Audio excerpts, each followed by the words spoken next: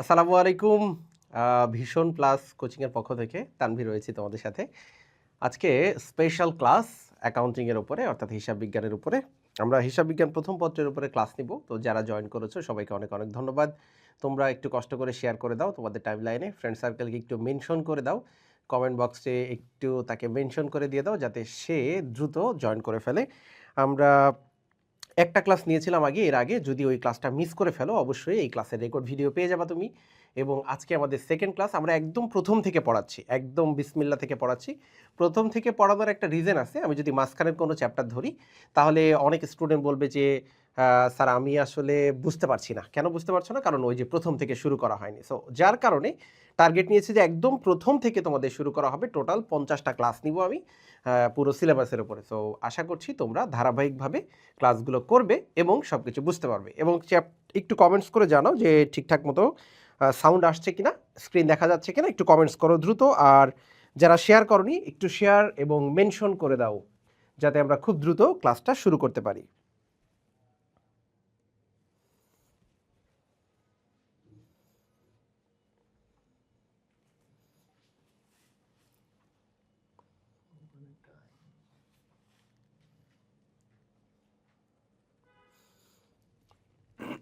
আচ্ছা, দেখতে পাচ্ছি সুস্মিতা আক্তার চলে এসেছে, রোজা সালাম জানিয়েছে, ওয়ালাইকুম আসসালাম। এরপরে হচ্ছে সেলিম আহমেদ আছে, হয়তো বাবার আইডি দিয়ে ক্লাস করছে, ওকে। ফাইজা খান আছে, সালাম জানিয়েছে, ওকে, ওয়ালাইকুম আসসালাম, ওকে। ওকে, ক্লাসে কিন্তু প্রচুর কমেন্টস করতে হবে। সাউন্ড শোনা যায়নি, কিন্তু আপনি আমার নামটা বলেন। ও আচ্ছা, ফাইজা বলেছি তোমার নামটা, কমেন্টসটা পরে পেয়েছিলাম এই জন্য। সিনথিয়া আছে, সব কিছু ঠিকঠাক আছে, ওকে। মুন আছে আমাদের সাথে। সবারটা আমি কমেন্টস কিন্তু সবারটা পড়ি, কিন্তু কমেন্টস করতে হবে প্রচুর। যেটাই জানতে চাবো সেটাই কমেন্টস করে লিখে দিতে হবে দ্রুত। যেমন সবাই একটু কলেজের নামটা একটু লিখে দিবা, কে কোন কলেজ থেকে জয়েন করছো, একটু কলেজের নামটা, অন্য কলেজ থাকতে পারে, সো কলেজের নামটা একটু দ্রুত কমেন্টস করে ফেলি সবাই। হ্যাঁ, আমি কিন্তু সবার কমেন্টস পড়ি, কে কে কোন কলেজ থেকে ক্লাস করছো। তো চলো আমরা তোমরা কমেন্টস করতে থাকো, আমি একটু পরে এসে পড়বো। আজকের টপিক্সটা নিয়ে একটু আলোচনা করি। আমি কিন্তু প্রথম থেকে পড়াচ্ছি, একদম প্রথম অধ্যায় থেকে পড়াচ্ছি। তো সেই হিসাবে আমাদের হিসাব বিজ্ঞান পরিচিতি যে প্রথম অধ্যায়টা ছিল, আমি সেখান থেকেই কিন্তু শুরু করেছি। হিসাব বিজ্ঞান পরিচিতির প্রথম অধ্যায়ের মধ্যে আজকে আমরা যেটা পড়াবো সেটা হচ্ছে লেনদেন। লেনদেন দিয়ে শুরু করব, ট্রানজেকশন, লেনদেন। দেখো, ব্যবসা প্রতিষ্ঠানে সবার আগে যে জিনিসটা তোমাকে জানতে হবে, যেমন একটা ব্যবসা প্রতিষ্ঠান যখন শুরু করা হয়, একদম প্রথমে শুরু করা হয়, তো ব্যবসা প্রতিষ্ঠান শুরু করার পরে প্রথম কাজ কি পড়ে? প্রথম কাজ যেটা হয়, সারাদিনে যে লেনদেনগুলো হয় সেইগুলো সংরক্ষণ করে রাখা। তো সারাদিনে যে লেনদেনগুলো হয় এর মধ্যে কিছু হইতে পারে লেনদেন, কিছু হইতে পারে লেনদেন না। তা আমাদেরকে সেটা আইডেন্টিফাই করতে হবে না, যে কোনটা লেনদেন কোনটা লেনদেন না, এটা তো আইডেন্টিফাই করতে হবে।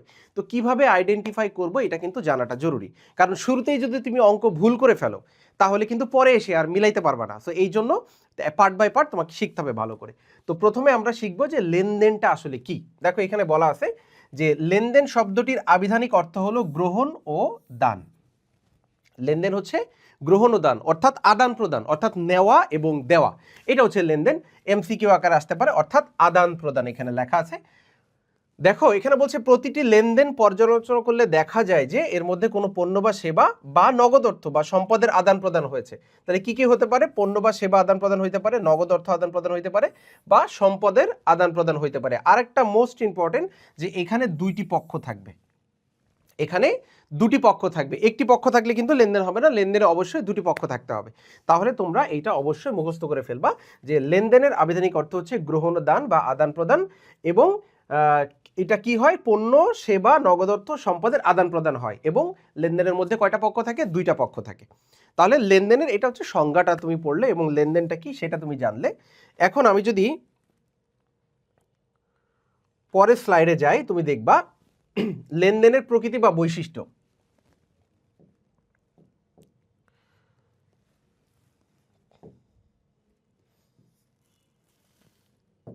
ওকে, দেখো লেনদেনের প্রকৃতি বা বৈশিষ্ট্য। তো লেনদেনের অনেকগুলো বৈশিষ্ট্য পাওয়া যায়, এর মধ্যে কয়েকটা বৈশিষ্ট্য তোমাকে জানতে হবে। যেমন প্রথম বৈশিষ্ট্য হচ্ছে 1 নম্বর অর্থের মাপকাঠিতে পরিমাপযোগ্য। অর্থের মাপকাঠি, আচ্ছা লেনদেন, আচ্ছা তা একটা সহজ ভাষায় বোঝাই। মনে করো যে তুমি একটা ছোট্ট দোকান দিয়েছো, মুদি দোকান। এই মুদি দোকানে সারাদিন অনেক মানুষ আসে পণ্য ক্রয় করতে, যার যা লাগবে, চাল ডাল থেকে শুরু করে চিপস, যার যা লাগবে সব কিছু কেনার জন্য আসে। এখন ওই দোকানদারের মালিকের ছেলে আসলো, দোকানদারের মালিকের ছেলে আসার পরে সে টাকা না দিয়ে কোনো কিছু নিয়ে গেল, আচ্ছা, বা দোকানদারের কাছ থেকে কোনো কিছু নিয়ে গেল। এখন এখানে কিন্তু ঘটনা দুই ধরনের। একটা হচ্ছে আর্থিক ঘটনা, যেমন বাবা এবং সন্তানের যে ভালোবাসা, এটা একটা ঘটনা, কিন্তু এটা কিন্তু লেনদেন না, কারণ এখানে কিন্তু টাকার অঙ্কের পরিমাপ করে না। যেমন আমাদের বলেছে যে অর্থের মাপকাঠিতে পরিমাপযোগ্য, তাহলে লেনদেন হতে গেলে মনে রাখতে হবে যে এটা একটা ঘটনা হবে। লেনদেন একটা ঘটনা, কিন্তু সব ঘটনা লেনদেন নয়, এটা একটু মনে রাখবা। লেনদেন যদি হয় অবশ্যই সেটা একটা ঘটনা হইতে হবে, কিন্তু সব ঘটনা লেনদেন না। এই যে বললাম বাবা ছেলের যে সম্পর্ক, বাবা ছেলের মধ্যে যে ভালোবাসা, এটা কিন্তু লেনদেন না। কিন্তু যদি দোকান থেকে কেউ একজন পণ্য কিনে নিয়ে যায়, দোকান থেকে যদি একটা চিপস কিনে নিয়ে যায়, এটা কিন্তু এর মধ্যে কিন্তু এই অর্থের অঙ্ক আছে। 20 টাকা দিয়ে একটা চিপস কিনে নিয়ে গেল, এটা কিন্তু লেনদেন হবে। তাহলে দেখো এখানে একটা বিষয় আছে যে অর্থের মাপকাঠিতে পরিমাপযোগ্য। যেমন ধরো আমি যদি 5,000 টাকা বেতন দেওয়ার শর্তে একজন কর্মচারী নিয়োগ করা হয়, আমি বেতন দিব 5,000 টাকা প্রতি মাসে, একজন কর্মচারী নিয়োগ করলাম। এই যে নিয়োগ করা মানে কিন্তু বেতন দেওয়া না, নিয়োগ করা মানে লেনদেন না। যতক্ষণ না কর্মচারীকে 5,000 টাকা পরিশোধ করবো ততক্ষণ কিন্তু লেনদেন হবে না। তো আমাদের এখানে দেখো বলছে যে এটি একটি অনার্থিক ঘটনা। আবার বলছি, প্রত্যেকটা লেনদেন ঘটনা হবে, কিন্তু সব ঘটনা লেনদেন না। এটা একটা লেনদেন, এটা একটা ঘটনা যে 5,000 টাকা বেতন দেওয়ার শর্তে আমি তাকে নিয়োগ দিলাম, বেতন 5,000 টাকা দিব এই শর্তে তাকে আমি নিয়োগ দিয়েছি, এটা একটা ঘটনা, কিন্তু এটা লেনদেন না। তাহলে এটাকে কি বলছে? অনার্থিক ঘটনা, মানে অর্থের অঙ্কের পরে। এখন প্রশ্ন হলো যে স্যার এখানে তো 5,000 টাকা উল্লেখ করাই আছে, 5,000 টাকা উল্লেখ করা আছে, দুইটা পক্ষ আছে, কিন্তু টাকার অঙ্ক আদান প্রদান হয়নি। যদি টাকার অঙ্ক আদান প্রদান না হয় তাহলে এটা লেনদেন হবে না। ঠিক আছে? তাহলে কিন্তু আরেকটা দেখো বলছে 50,000 টাকার মাল ক্রয় করা হলো। তাহলে এই যে 50,000 টাকার জন্য মাল ক্রয় করা হলো, এটা কিন্তু লেনদেন, কারণ এটা আদান প্রদান হয়েছে। এটা তো বলে নাই যে 50,000 টাকা পরিশোধের শর্তে, এরকম কিছু বলে নাই। আবার ধরো ব্যবসায়ের ফরমাইশ প্রদান করা হলো। ফরমাইশ মানে হচ্ছে অর্ডার দিলাম যে ভাই আমার 100 পিস কম্পিউটার লাগবে আমার দোকানের জন্য, একটু পাঠিয়ে দাও। তাহলে এই যে 100 পিস আমি অর্ডার দিলাম, নিশ্চয় এখানে টাকা আছে, কিন্তু তারপর এটা লেনদেন না, কারণ এটা হচ্ছে অর্ডার বা ফরমাইশ, এটা লেনদেন হবে না। তাহলে এরকম কয়েকটা জিনিস আছে যেগুলো লেনদেন হবে না। আবার যদি কারোর সাথে চুক্তি করি বা কাউকে যদি অর্ডার করি, এগুলো কিন্তু লেনদেন হবে না। আচ্ছা, তাহলে প্রথমটা বৈশিষ্ট্য হলো অর্থের মাপকাঠিতে পরিমাপযোগ্য। 2 নম্বর হচ্ছে আর্থিক অবস্থার পরিবর্তন। লেনদেন হতে গেলে অবশ্যই আর্থিক অবস্থার পরিবর্তন হতে হবে। আর্থিক অবস্থার পরিবর্তন ছাড়া কিন্তু লেনদেন হবে না। অর্থাৎ তোমার আগে যা অবস্থা ছিল, অর্থাৎ আমাদের যে হিসাব সমীকরণ a = l + ওই, এই a = l + ওইতে যদি কোনো পরিবর্তনই না পড়ে তাহলে কিন্তু এটা লেনদেন হবে না। অর্থাৎ লেনদেন হতে গেলে আর্থিক অবস্থায় অবশ্যই পরিবর্তন আনতে হবে। তাহলে এটা ছিল আমাদের 2 নম্বর। 3 নম্বরটা হচ্ছে দ্বৈত সত্তা। দ্বৈত সত্তা মানে ওই যে দুইটি পক্ষ, আমি বলেছি যে দ্বৈত সত্তা মানে হচ্ছে দুইটা পক্ষ ছাড়া কিন্তু লেনদেন হবে না। যে কোনো একটা পক্ষ লেনদেন হয় না। এখানে কি হয় যে একটা পক্ষের সুবিধা গ্রহণ করে আর একটা পক্ষ হচ্ছে সুবিধা প্রদান করে। দুইটা পক্ষ থাকবে, একজন সুবিধা গ্রহণ করবে, একজন সুবিধা প্রদান করবে, এটা মাথায় রাখতে হবে। এরপরে বলা আছে যে স্বয়ংসম্পূর্ণ ও স্বতন্ত্র। দেখো স্বয়ংসম্পূর্ণ স্বতন্ত্র কি? একসাথে অনেক সময় যদি অনেক কিছু একসাথে বলা হয়, কিন্তু প্রত্যেকটা লেনদেন আলাদা আলাদা হইতে হবে। যেমন একটা এক্সাম্পল আমি তোমাকে দিচ্ছি, বলতেছে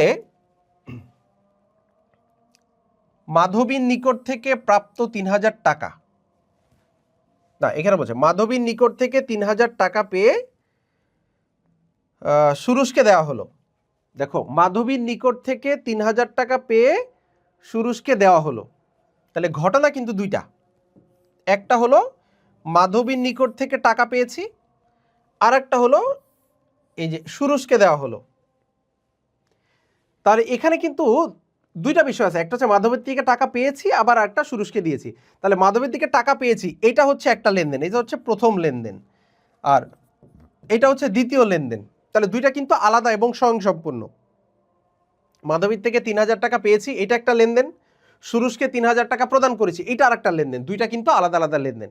মাধবীর থেকে টাকা পেয়েছি একটা লেনদেন, সুরুষকে প্রদান করেছি এটা একটা লেনদেন। ঠিক আছে, এই জন্য বলছে যে স্বয়ংসম্পূর্ণ হতে হবে, স্বতন্ত্র হতে হবে, আলাদা হতে হবে। স্বতন্ত্র মানে আলাদা, এবং স্বয়ংসম্পূর্ণ হতে হবে, এবং একটা আরেকটার সাথে নির্ভরশীল হবে না। আচ্ছা, এরপরে আসি। দৃশ্যমান অদৃশ্যমান দুই ধরনেরই হতে পারে। দৃশ্যমানও হতে পারে, অদৃশ্যমানও হতে পারে।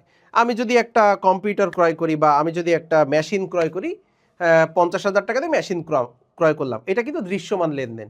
অদৃশ্যমান লেনদেন কি? আমি যে মেশিনটা কিনলাম এই মেশিনে যদি অবচয় ধার্য করি, এটা কিন্তু অদৃশ্য লেনদেন। মেশিনের অবচয় কি দেখা যায়? মনে করো যে তুমি একটা মোবাইল, যে মোবাইল দিয়ে তুমি ক্লাস করছো, এই যে মোবাইল দিয়ে যদি তুমি ক্লাস করো, ধরো এটা 30,000 টাকা দিয়ে কিনেছো। এখন এই 30,000 টাকার মোবাইলটা যে তুমি 30,000 টাকা দিয়ে কিনেছো, এটা একটা লেনদেন। কিন্তু 1 বছর পরে বিক্রি করতে যাও, এটার দাম কি 30,000 টাকা হবে? এটার দাম নিশ্চয়ই কমে যাবে। তাহলে এই যে দামটা যে কমে গেল, এই টাকাটা কোথায় গেল? ব্যবহার করার কারণে মূল্যটা কমে গেছে না? এই যে ব্যবহার করার কারণে যে মূল্যটা কমে যাচ্ছে, এটাকে আমরা বলছি অবচয়। তাহলে এইটা দেখা যাচ্ছে না, কিন্তু টাকার মূল্য কমে গেছে, আমার ফোনের দাম কমে গেছে, যার কারণে এটা এক ধরনের লেনদেন। ঠিক আছে, তাহলে লেনদেন দৃশ্যমানও হইতে পারে, অদৃশ্যমানও হইতে পারে, দুইটাই হইতে পারে। আচ্ছা, পরেরটায় যদি যাই, প্রামাণ্য দলিল। কোনো আর্থিক ঘটনাকে লেনদেন বলতে হলে এর সপক্ষে প্রামাণ্য দলিল বা ভাউচার থাকতে হবে। অনেক সময় ধরো তোমার বাসা থেকে টাকা দিয়েছে, 1,000 টাকা দিয়ে বললো যে বাজার করে নিয়ে আসো। তো 1,000 টাকার বাজার করতে বলেছে, এখন তুমি কি করলে? তুমি 900 টাকার বাজার করেছো। 900 টাকার বাজার করেছো, আর 1,000 টাকা তুমি কি করেছো? তোমার নিজের জন্য, তোমার নিজের কাছে রেখে দিয়েছো, যেটা তোমার পার্সোনাল খরচ। এখন এই যে 900 টাকা তুমি বাজার করলে, বাসায় গিয়ে তুমি কি করলে? মিথ্যা কথা বললে যে এই যে 1,000 টাকার বাজার। এখন যদি বাসায় বলে যে তাহলে লিস্ট দাও, কোনটা কত টাকা করে ফর্দ দাও, লিস্ট দাও। এখন তুমি তো ওটা দিতে পারবে না। ওটা দিতে পারবে না কেন? কারণ তুমি তো 100 টাকা নিজের জন্য রেখে দিছো, 100 টাকা তো তুমি মেরে দিছো। এখন বিষয়টা হলো যে কোনো কিছু কেনাকাটা করলে এই ভাউচার থাকতে হবে। কোনো কিছু ব্যবসার জন্য কেনাকাটা করলে কি থাকতে হবে? ভাউচার থাকতে হবে। কোন জিনিসটা কত দিয়ে কিনতেছো এটা প্রয়োজন, ভাউচার প্রয়োজন। তো এখানে বলতেছে যে প্রামাণ্য দলিল, কোনো আর্থিক ঘটনাকে লেনদেন হতে গেলে এর সপক্ষে প্রামাণ্য দলিল বা ভাউচার থাকতে হবে। যেমন অফিসের জন্য 45,000 টাকা দিয়ে একটি কম্পিউটার ক্রয় করা হলো। তা কম্পিউটার যে আমি ক্রয় করলাম, দোকানদার আমাকে একটা ভাউচার দিবে না? দোকানদারের কাছ থেকে আমি একটা ভাউচার লিখে নিয়ে আসবো না যে সে কত টাকা আমার কাছ থেকে নিল? তাহলে এইটা অবশ্যই এই ভাউচার থাকতে হবে প্রত্যেকটা লেনদেনের সপক্ষে, ক্রয়ের সপক্ষে। এবার দেখো বলছে যে যখন প্রতিষ্ঠানের কর্মকর্তা সে যখন হিসাবভুক্ত করবে যে এটা এই লেনদেনটা আমি যখন হিসাবভুক্ত করব, তখন কিন্তু ভাউচার চাবে। এটা ব্যক্তিগত লাইফে তেমন কাজে না আসলেও তোমার হচ্ছে ব্যবসায়িক লাইফে কিন্তু এটা প্রয়োজন, ভাউচার লাগবেই। ঠিক আছে, আচ্ছা এরপরে প্রকৃত দায়। দেখো দায় কোনটাকে আমরা বুঝি যে স্যার পরিশোধ করতে হবে ভবিষ্যতে। আমি ব্যাংক থেকে ঋণ নিয়েছি, টাকা পরিশোধ করব। আমি বন্ধুবান্ধব থেকে ঋণ নিয়েছি, টাকা পরিশোধ করব। এটা কিন্তু আমাদের দায়। দায় আবার চলতি দায় হইতে পারে, দীর্ঘমেয়াদী দায় হইতে পারে, অনেক ধরনের দায় হইতে পারে। তাহলে প্রশ্ন হলো স্যার এখানে তো লেখা প্রকৃত দায়। প্রকৃত দায় মানে যেই দায়টা এখনো হয়নি, যেই দায়টা এখনো হয়নি সেটা হচ্ছে সম্ভাব্য দায়। ওই সম্ভাব্য দায় আসবে না। যেটা সম্ভাব্য ওইটা আসবে না, কিন্তু যেটা দৃশ্যমান, যেমন ধরো বলছে যে দায় পরিশোধ করা এখনো নিশ্চিত হয়নি, যে দায় পরিশোধ করা এখনো নিশ্চিত হয়নি সেটিকে লেনদেন বলা যাবে না। কিন্তু যে দায় পরিশোধ করা বাধ্যতামূলক, অর্থাৎ প্রকৃত দায়কেই লেনদেন হিসাবে বিবেচনা করতে হবে। ওই যে বললাম যে কিছু দায় আছে যেটা সম্ভাব্য দায়, হতেও পারে নাও হতে পারে, কিন্তু যেটা অলরেডি আছে দায় আমাকে পরিশোধ করতেই হবে। ব্যাংক থেকে টাকা নিয়েছো, এটা কি সম্ভাব্য দায়? না, এটা প্রকৃত দায়, এটা পরিশোধ করতেই হবে, আমি টাকা ধার নিয়েছি। তাহলে এই জন্য এই প্রকৃত দায়টা আসবে, সম্ভাব্য দায়টা আসবে না। তাহলে এই যে আমরা যে পয়েন্টগুলো পড়লাম, 7টা পয়েন্ট, এই 7টা পয়েন্ট তোমাকে ভালো করে আয়ত্তে নিয়ে আসতে হবে। একটা হচ্ছে অর্থের মাপকাঠিতে পরিমাপযোগ্য, এরপরে হচ্ছে আর্থিক অবস্থার পরিবর্তন। ভালো করে এইগুলো, এটা কিন্তু প্রশ্নে আসবে। একটা হলো অর্থের মাপকাঠিতে পরিমাপযোগ্য, এরপরে হলো আর্থিক অবস্থার পরিবর্তন, এরপরে দ্বৈত সত্তা, স্বয়ংসম্পূর্ণ স্বতন্ত্র, দৃশ্যমান অদৃশ্যমান, প্রামাণ্য দলিল, প্রকৃত দায়। আচ্ছা এই যে 7টা পয়েন্ট, আমি তুমি বুঝতে পেরেছো কিনা এটা একটু কমেন্টস করে জানাবা। আর একটা বিষয়, আর একটা চ্যালেঞ্জ তোমাদের জন্য, এই 7টা পয়েন্টের নাম মনে আছে কিনা, 7টা পয়েন্টের নাম তোমার মনে আছে কিনা আমি এইটা একটু দেখতে চাচ্ছি। আমি একটু কমেন্টস দেখব এই 7টা কেউ লিখে দিতে পারে কিনা, যে স্যার আমার মনে আছে, আমি লিখে দিতে পারবো। আচ্ছা আমি আরেকবার পড়াই দিই। তারপরে অর্থের মাপকাঠিতে পরিমাপযোগ্য একটা, আর্থিক অবস্থার পরিবর্তন 2টা, এরপরে হচ্ছে দ্বৈত সত্তা, মানে 2টা পক্ষ থাকবে, স্বয়ংসম্পূর্ণ স্বতন্ত্র, দৃশ্যমান ও অদৃশ্যমান, এরপরে আছে হলো প্রামাণ্য দলিল আর প্রকৃত দায়। এই দেখি তো কে পারে। আমি একটু কমেন্টস পড়ে আসি, কারা কারা এই 7টার নাম বলতে পারে, আমি একটু দেখতে চাই। ওকে, অনেকেই কমেন্টস করতেছে, অনেক অনেক ধন্যবাদ। আচ্ছা আমি একটু পড়ি। মুন আহমেদ বলেছে Begum Badrunnesa government girls college. Okay, এরপরে সীমা আক্তার আছে। সীমা আক্তার হচ্ছে Baghapur school and college. Sima এটা কোন জেলা একটু লিখে দিও আমাকে। আচ্ছা, ফাইজা খান বলছে স্যার আমার একটা প্রশ্ন ছিল, অবশ্যই প্রশ্ন করে ফেলো দ্রুত। সুস্মিতা আক্তার বলছে স্যার বুঝেছি। তাহলে নামগুলো তো লিখে দিতে হবে, নামগুলো কে পারে আমি তো দেখতে চাই, কে এই নামগুলো পারে।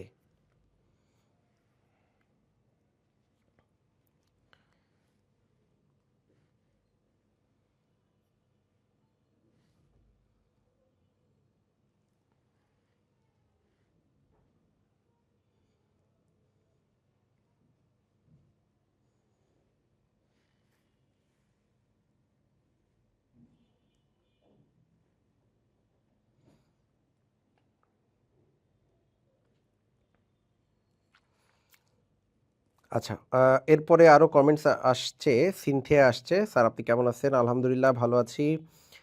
এরপরে মুক্তা সালাম জানিয়েছে।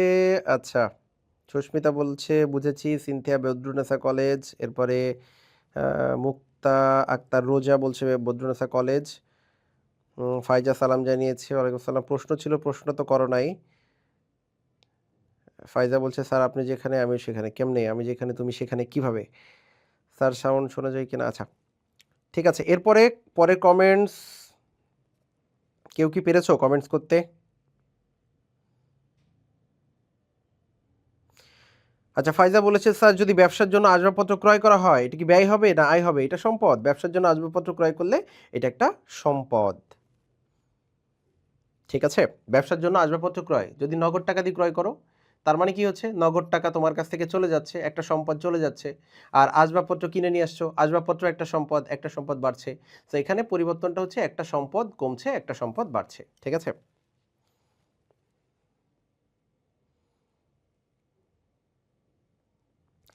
তাহলে কেউ কি পারলো নামগুলো লিখতে?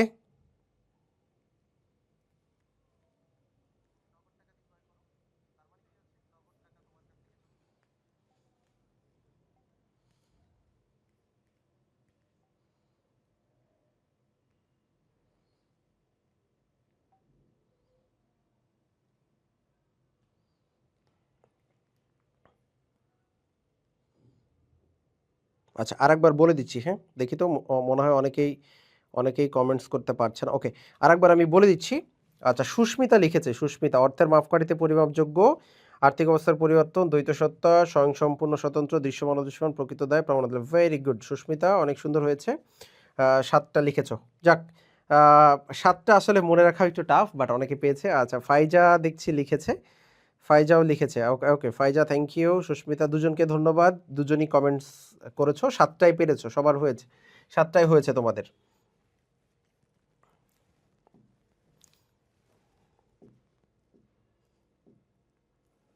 আচ্ছা এবার আমরা লেনদেনের শ্রেণী বিভাগে চলে যাব। আমরা এতক্ষণ শিখলাম লেনদেনটা কি এবং এই লেনদেনের বৈশিষ্ট্যগুলো কি কি। আমরা এখনো অঙ্কে যাইনি, অঙ্কে যাব, অনেক অঙ্ক শিখতে হবে আমাদেরকে। কিন্তু আমাদের যদি বেসিক কনসেপ্টটা ক্লিয়ার না হয় তাহলে অঙ্ক আগেই শিখে লাভ হবে না, কারণ আমি তো অনেক ক্লাস নিব, হিউজ পরিমাণে ক্লাস নিব। এমন না যে আমাকে 2টা 3টা 4টা 5টা ক্লাসের মধ্যে শেষ করতে হবে পুরো সিলেবাসটা, বিষয়টা এরকম না। আমি আস্তে ধীরে ক্লাস নিব এবং আস্তে আস্তে ধাপে ধাপে, এবং এই রেকর্ড ক্লাসগুলো আমি সেভ করে রেখে দেবো যাতে তোমরা পরে খুঁজে পেতে পারো, হ্যাঁ, তোমাদের জন্য হেল্প হয়। তো এই জন্য আস্তে আস্তে ধারাবাহিকভাবে ছোট ছোট টপিকস করে করে আগাচ্ছি। তো আশা করছি পুরো সিলেবাসটা সুন্দরভাবে আমরা শেষ করতে পারবো, ঠিক আছে? তো আমরা এখন যেটা শিখবো এটা হচ্ছে লেনদেনের শ্রেণী বিভাগ, ক্লাসিফিকেশন অফ ট্রানজেকশন, লেনদেনের শ্রেণী বিভাগ। এই যে ছকটা দেখতে পাচ্ছ, আমি একটু সরে যাই তাহলে ভালোভাবে দেখতে পারবা। এই যে ছকটা যেটা দেখতে পাচ্ছ, লেনদেনের শ্রেণী বিভাগ দেওয়া। এখন এই ছকের মধ্যে এইটা আগে তুমি একটা কাজ করতে পারো, এটা খাতায় নোট করে রাখতে পারো বা আপাতত একটা স্ক্রিনশট দিয়ে রাখতে পারো, পরবর্তীতে বাসায় তুমি সুন্দর করে নোটটা করে ফেলতে পারবা, ঠিক আছে?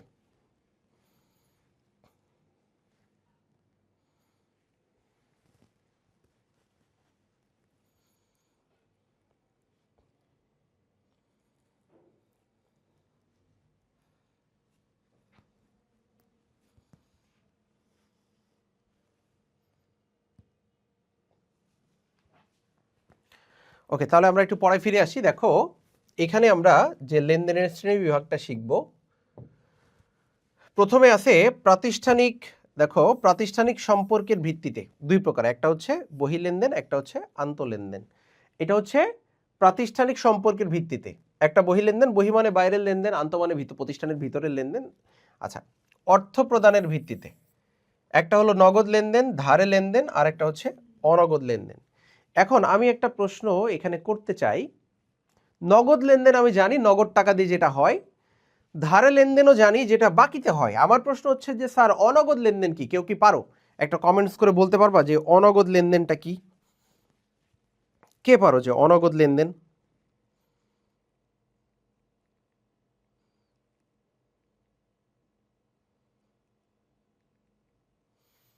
কে বলতে পারবা? একটু কমেন্টস করো দেখি, অনগদ লেনদেন কি?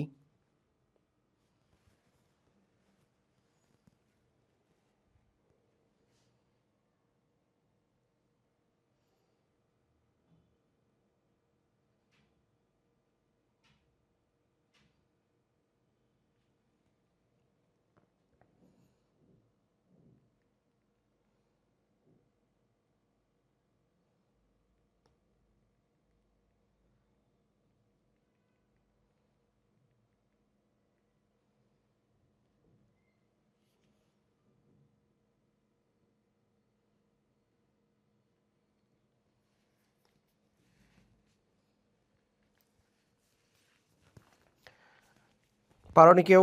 দেখি তো কে কমেন্টস করেছো। আচ্ছা, ভেরি গুড। ফাইজার কমেন্টসটা ঠিক আছে, ফাইজার সঠিক উত্তর দিয়েছে।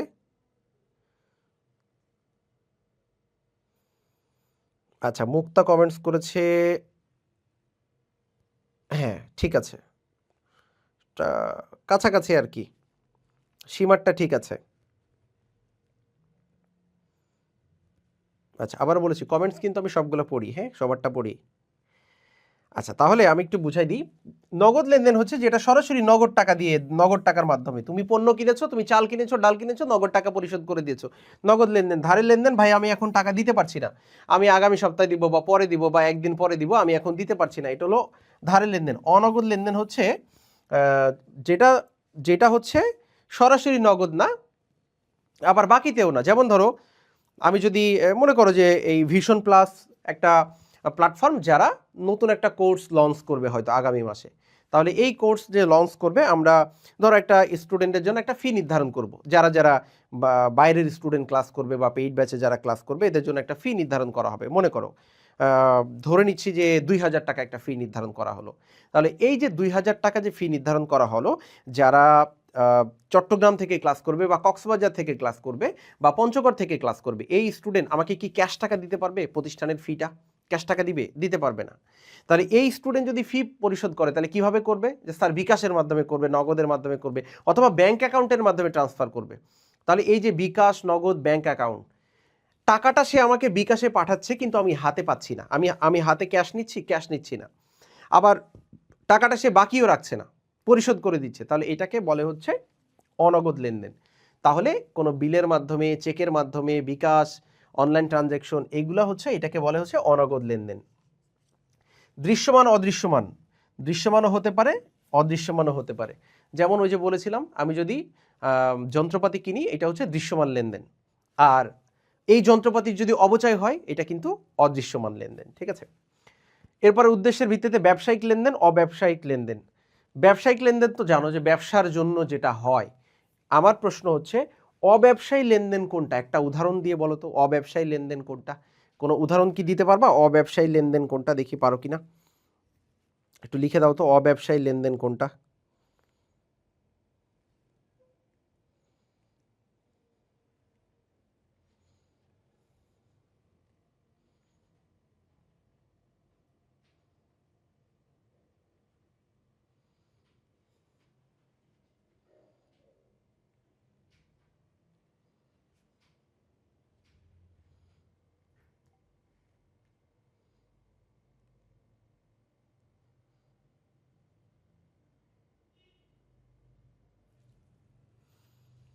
অব্যবসায়ী লেনদেন কোনটা? ব্যবসায়িক লেনদেন তুমি জানো, অব্যবসায়ী লেনদেন কোনটা? আচ্ছা আমি বলে দিচ্ছি, কেউ কমেন্টস করতে পারোনি এখনো। অব্যবসায়ী লেনদেন হচ্ছে যেটা ব্যবসার জন্য না করে তুমি তোমার ব্যক্তিগত প্রয়োজনে করেছো, এটা হলো অব্যবসায়ী লেনদেন। তুমি তোমার বাসার জন্য বাজার করতে পারো, ব্যবসার সাথে কোনো সম্পর্ক নাই, এটা অব্যবসায়ী লেনদেন। এটাও একটা লেনদেন, অব্যবসায়ী লেনদেন। তুমি তোমার ব্যক্তিগত প্রয়োজনে যেগুলো করো এটা হচ্ছে অব্যবসায়ী লেনদেন। ঠিক আছে, হ্যাঁ ফাইজা কমেন্টস করেছে যে লেনদেনের সাথে ব্যবসায়িক কার্যক্রম যুক্ত থাকে না। ওকে ঠিক আছে, থ্যাংক ইউ। তাহলে এই যে লেনদেনের যে শ্রেণী বিভাগগুলো, এগুলো তোমাদের জানতে হবে, এগুলো পরীক্ষায় আসতে পারে। পরেরটায় চলে যায়, দেখো নিম্নে চালানের একটি নমুনা উপস্থাপন করা হলো। চালান খুবই গুরুত্বপূর্ণ একটা বিষয়, চালান তোমাকে শিখতে হবে। সীমা কমেন্টস করেছে নিজেদের ব্যবহারের জন্য আসবাবপত্র ক্রয়। ঠিক আছে, নিজেদের ব্যবহারের জন্য আসবাবপত্র ক্রয়, এটা অব্যবসায়ী লেনদেন, ভেরি গুড। তো চালানের একটা ছবি দিয়েছে এখানে, চালান, চালানের একটি নমুনা। আচ্ছা দেখো, তার আগে জানতে হবে যে চালান কি। চালান নমুনা আমি দিছি, কিন্তু তোমাকে বলতে হবে যে চালান আসলে জিনিসটা কি, এটা কে কাকে প্রদান করে। বলতে পারবা যে চালানটা কি, এটা কে কাকে প্রদান করে চালান? কেউ বলতে পারবা? একটু কমেন্টস দেখি। আচ্ছা ভুল হলে সমস্যা নাই তো, এখানে তুমি যদি ভুল কমেন্টস করো তাহলে কিছু হবে? আমি কি বকা দিব? বকা দিব না তো, কিন্তু যদি ট্রাই করো, বলার ট্রাই করো, তাহলে না বুঝবো যে না তুমি, তোমার শেখার আগ্রহটা বেশি।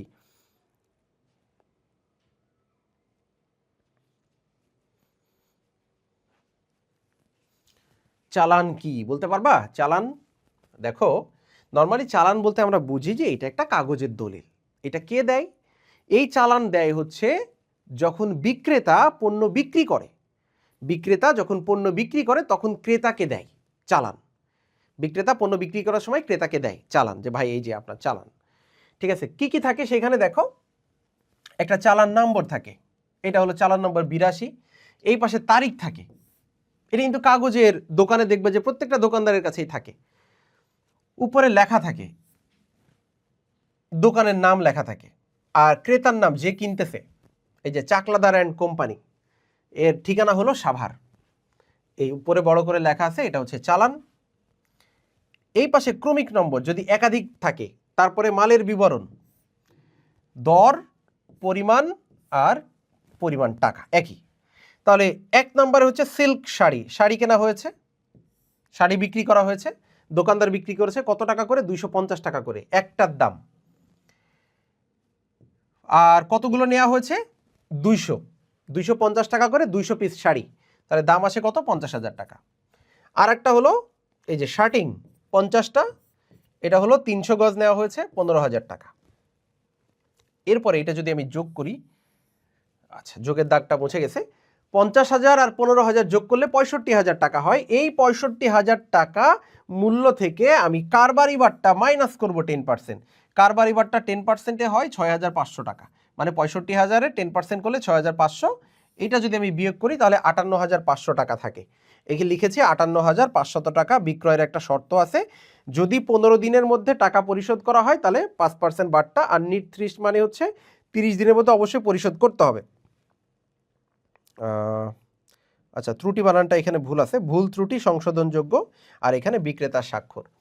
এই যে চালানটা প্রস্তুত করলাম, যে বিক্রেতা সে প্রস্তুত করে দিবে, ধরো তুমি ক্রেতা, দোকানে যাবা, তুমি অর্ডার করবা, তারা সুন্দর করে লিখে দিবে যে কোনটা কত পিস, কত টাকা করে, টোটাল কত টাকা, সুন্দর করে লিখে দিবে।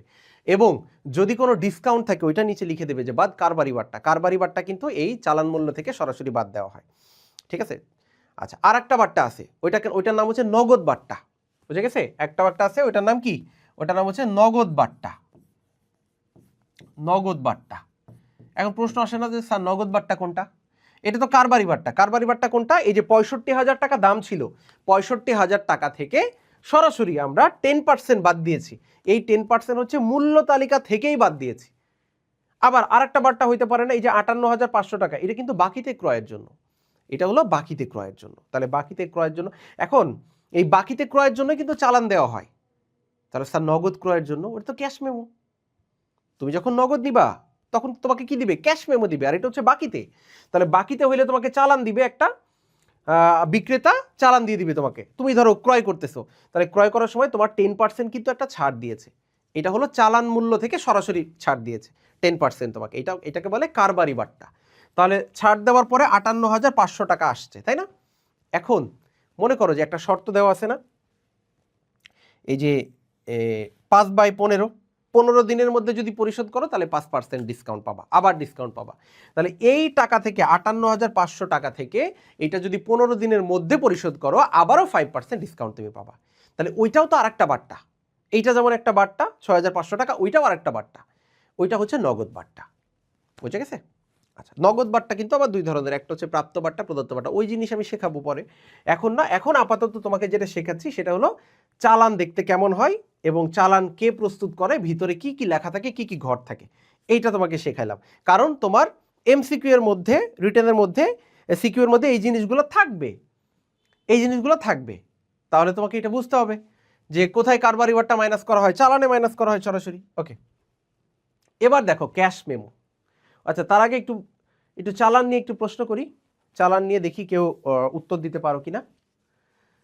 বলেছিলাম এখন আর বলবো না, এখন প্রশ্ন করব, চালান কে প্রস্তুত করে? একটা কমেন্টস দেখতে চাই, চালান কে প্রস্তুত করে, দেখি পারো কিনা।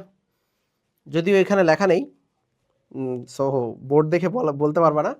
আমি বলেছিলাম যদি শুনে থাকো তাহলে বলতে পারবা, কমেন্টস করতে পারবা, চালান কে প্রস্তুত করে।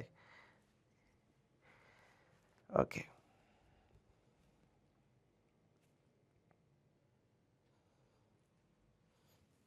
কমেন্টস করো, চালান কে প্রস্তুত করে।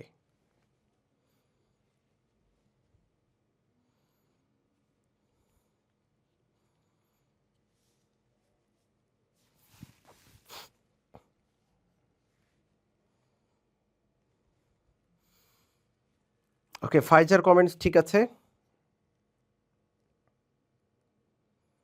রোজা কমেন্টস করেছে, রোজার কমেন্টসও ঠিক আছে। এরপরে সীমা কমেন্টস করেছে, সীমারটাও ঠিক আছে। মুনতাহা আক্তার কমেন্টস করেছে, মুনতাহা। ওকে মুনতাহা, তোমারটা ঠিক আছে। সুস্মিতাটা ঠিক আছে। সেলিম আহমেদ, তোমারটা ঠিক আছে। ওকে, আর বাকিরা কমেন্টস করে ফেলো।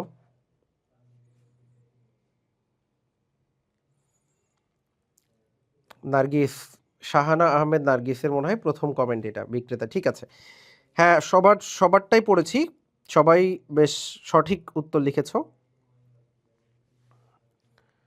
ওকে, চলো আমরা পরেরটাই চলে যাই। আমরা এখন দেখব হলো ক্যাশ মেমো। ক্যাশ মেমো একটু দেখব। ওকে, মুন আহমেদ কমেন্টস করেছে, মুন আহমেদেরটা ঠিক আছে। ফাইজা ঠিক আছে। ওকে, চলো আমরা ক্যাশ মেমোতে যাই। এইটা হলো ক্যাশ মেমো। আগেরটা ছিল বাকিতে, আগেরটা বাকিতে, দোকানদার যখন বাকিতে বিক্রি করে তখন ওইটা প্রদান করে। এখন আমরা যেটা শিখবো, যদি নগদ বিক্রি করে দোকানদার যদি নগদ বিক্রি করে তাহলে এটা ক্যাশ মেমো। তাহলে নগদ বিক্রি করলে ক্যাশ মেমোর চেহারাটা একটু সুন্দর করে দেখে নাও। এটা হলো ক্যাশ মেমো।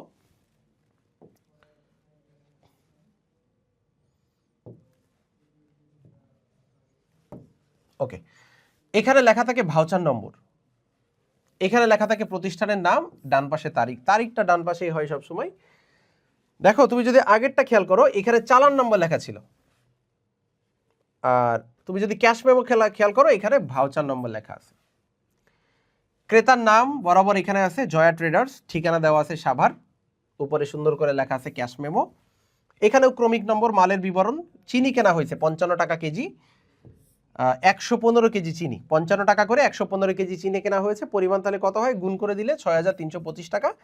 এখানেও দেখো বাট্টা 12% মাইনাস করেছে, এটাও হলো কারবারি বাট্টা, এটাও কারবারি বাট্টা, মূল্য তালিকা থেকে সরাসরি মাইনাস করে দিয়েছি 5566 টাকা মাত্র। ক্রেতা স্বাক্ষর, এই যে ইম্পর্টেন্ট একটা জিনিস, হ্যাঁ, বিক্রিত পণ্য ফেরত নেওয়া হয় না। হ্যাঁ, দেখবা যে এই ক্যাশ মেমোর মধ্যে এই জিনিসটা লেখা থাকে। একটা জিনিস নগদে তুমি বিক্রি করেছো, নগদে বিক্রি করার পরে এখন যদি তুমি ওইটা আবার ফেরত নিয়ে আসে তোমার কাছে, তাহলে তোমার কাছে বিষয়টা কেমন লাগবে? খারাপ লাগবে না যে আমি একটা জিনিস বিক্রি করলাম আবার ফেরত চলে আসতেছে? এই জন্য বিক্রেতারা কি করে, এটা লিখে দেয়। হ্যাঁ, এই যে চুপারুস্তম, বিক্রিত পণ্য ফেরত নেওয়া হয় না, যেটা নগদে বিক্রি করবে এটা আর ফেরত নেওয়া হবে না। আচ্ছা, তাহলে ক্যাশ মেমো থেকে একটা প্রশ্ন করব। ক্যাশ মেমো, এখানে নাম ঠিকানা সবই ঠিক আছে, কিন্তু ক্যাশ মেমো কে প্রস্তুত করে, এটা হচ্ছে প্রশ্ন। দেখি তো কমেন্টস করতে পারো কিনা। ক্যাশ মেমো কে প্রস্তুত করে? ক্যাশ মেমো কে প্রস্তুত করে, একটু কমেন্টস করো দেখি, ক্যাশ মেমো কে প্রস্তুত করে? ক্যাশ মেমো কে প্রস্তুত করে?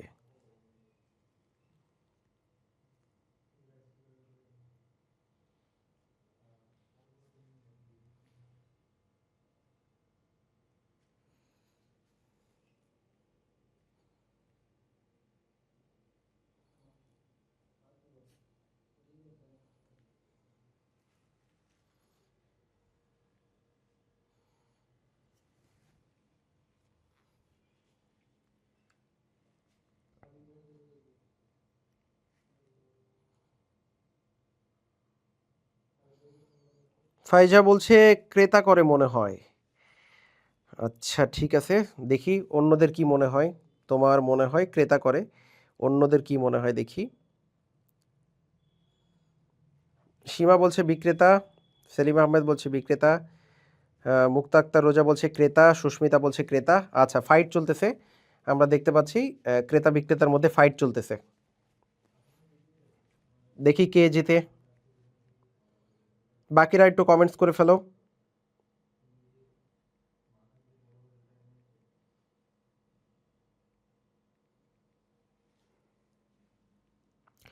প্রশ্ন ছিল ক্যাশ মেমো কে প্রস্তুত করে?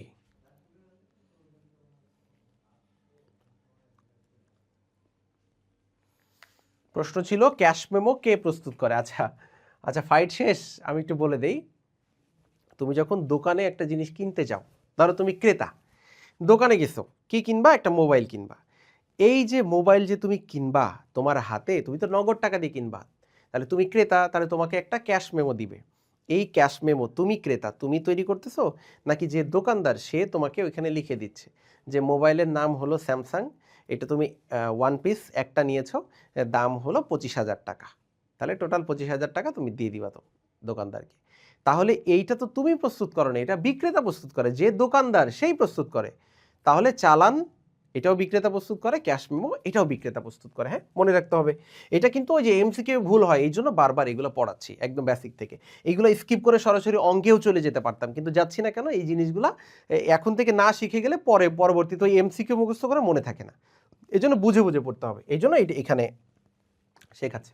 হিসাব সমীকরণ আমাদের খুব পছন্দের একটা জিনিস না, যারা যারা অ্যাকাউন্টিংয়ে পড়ি, যারা বিবিএতে পড়ি, বা যারা হচ্ছে এই যে কমার্স ব্যাকগ্রাউন্ডে পড়ি, তাদের একটা অনেক পছন্দের একটা সাবজেক্ট হচ্ছে অ্যাকাউন্টিং, এবং পছন্দের একটা জিনিস হলো হিসাব সমীকরণ, যেটা আমরা 9-10 থেকে শিখে আসি। মৌলিক সমীকরণটা যে অ্যাসেট সমান সমান লাইবিলিটিস প্লাস ওনার সিকিউরিটি, অ্যাসেট সমান সমান লাইবিলিটিস প্লাস ওনার সিকিউরিটি, খুবই ইম্পর্টেন্ট সমীকরণ, কারণ এর মধ্যেই হিসাব বিজ্ঞানের সব কিছু লুকিয়ে আছে এর মধ্যে, এইটা দিয়েই সব করতে হবে, এটা বাদে কোনো কিছু চিন্তা করা যাবে না, ঠিক আছে?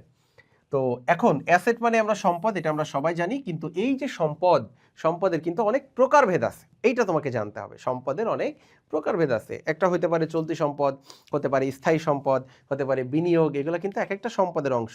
আরও সম্পদ আছে, যেমন ভুয়া সম্পদ আছে, তাই না? এরকম অনেক সম্পদ আছে, এগুলো আমরা শিখবো সবগুলো।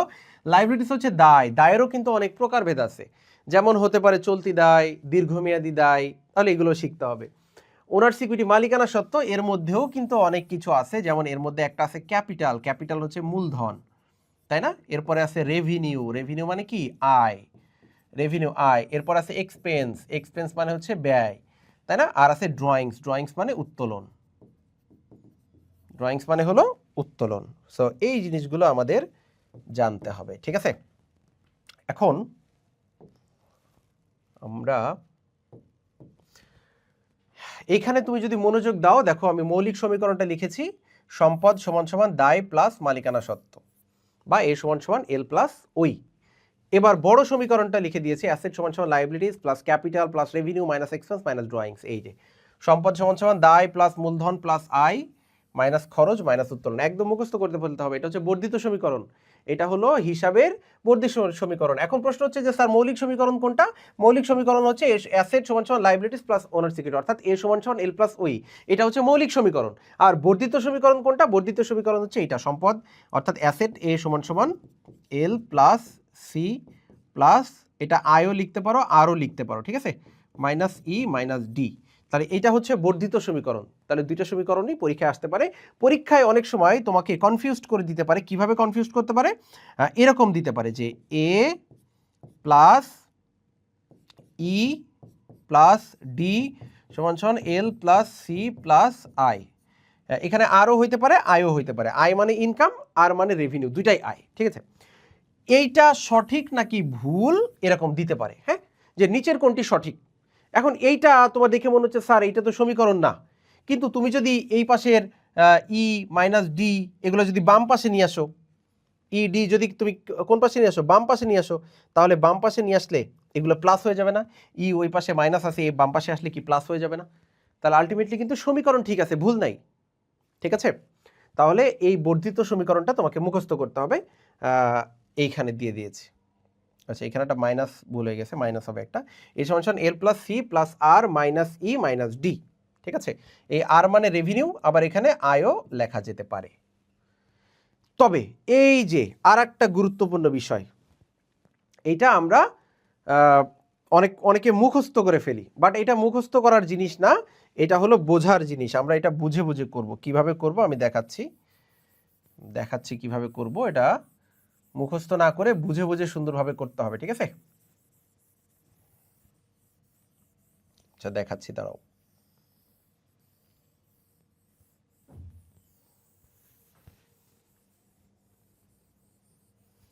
আচ্ছা চলো একটা জিনিস আমি একটু দেখাই। আমরা জানি যে অ্যাসেটস সমান সমান লাইবিলিটিস প্লাস ওনার সিকিউরিটি, তাই তো? এটা তো আমরা মোটামুটি সবাই জানি যে অ্যাসেট সমান সমান লাইবিলিটিস প্লাস ওনার সিকিউরিটি। এখানে একটা একটা করে একটু খেয়াল করো। মোট সম্পদ বাড়লে মোট দায় অথবা মালিকানা সত্ত্ব বাড়বে। বলছে সম্পদ যদি বাড়ে দায় বাড়বে অথবা মালিকানা সত্ত্ব বাড়বে। এই যে মাঝখানের সমান চিহ্ন দ্বারা আমরা কি বুঝি? যে দুই পাশ সমান হবে, তাই না? মাঝখানের সমান চিহ্ন দ্বারা আমরা বুঝি যে আমাদের দুই পাশ সমান হবে। যেমন অ্যাসেট যদি 500 টাকা বাড়ে, অ্যাসেট যদি 500 টাকা বাড়ে, তাহলে দায় 500 টাকা বাড়তে পারে, তাই না? বলো তো, দুই পাশ সমান করার জন্য কি হতে পারে? অ্যাসেট যদি 500 টাকা বাড়ে, দায়ও কিন্তু 500 টাকা বাড়ে, তাহলে ওনার সিকিউরিটি কোনো বাড়ছে না, ওনার সিকিউরিটি জিরো। তাহলে অ্যাসেট যদি 500 টাকা বাড়ে, দায় 500 টাকা বাড়তে পারে। এই লজিকটা ঠিক আছে না? কারণ আমার দুই পাশ সমান করতে হবে। অ্যাসেট 500 টাকা বাড়লে দায় 500 টাকা বাড়বে। আচ্ছা, কেউ যদি বলে না স্যার অ্যাসেট 500 টাকা বাড়লে দায় না, অ্যাসেট যদি 500 টাকা বাড়ে তাহলে মালিকানা সত্ত্ব 500 টাকা বাড়ে, তাও তো দুই পাশ সমান হয়। তার মানে এই লজিকটাও ঠিক আছে। তার মানে বিষয়টা এরকম, কোনো সম্পদ যদি বৃদ্ধি পায়, হয় দায় বৃদ্ধি পাবে, না হলে মালিকানা সত্ত্ব বৃদ্ধি পাবে। তাহলে তো হিসাব সমীকরণ দুই পাশ সমান হবে, তাই না? তাহলে আমাদের এই যে প্রথম যেটা শিখলাম, মোট সম্পদ বাড়লে দায় অথবা মালিকানা সত্ত্ব বাড়বে, তাহলে এই লজিকটা ঠিক আছে না? সম্পদ যদি বাড়ে দায়ও বাড়তে পারে, সম্পদ যদি বাড়ে মালিকানা সত্ত্ব বাড়তে পারে। আবার দুইটা একসাথেই বাড়তে পারে। 250 250 500 টাকা হয় না? আমি লাইবিলিটিসে 250 লিখলাম, ওনার সিকিউরিটিতে 250 লিখলাম, তারপরেও তো দুই পাশ সমান হয়। তাহলে লজিকটা ঠিক আছে। পরেরটায় যদি আসো, মোট সম্পদ কমলে মোট দায় অথবা মালিকানা সত্ত্ব কমবে। আগেরটা বলছে বাড়লে, এখন বলছে কমলে। আগেরটা বলছে কি সম্পদ বাড়লে দায় অথবা মালিকানা সত্ত্ব কমবে। এখন বলছে যে যদি এরকম হয় 500 টাকা মাইনাস, অ্যাসেটে 500 টাকা, সম্পদে 500 টাকা মাইনাস, তাহলে দায়ও 500 টাকা মাইনাস হবে।